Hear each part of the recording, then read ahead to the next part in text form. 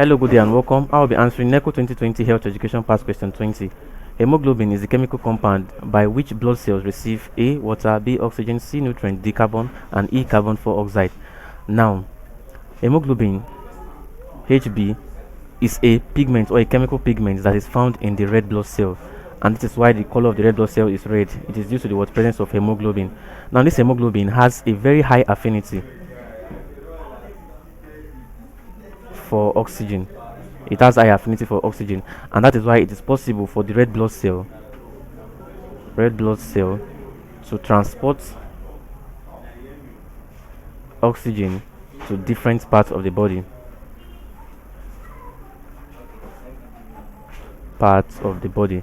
So hemoglobin enables the blood cells to receive what?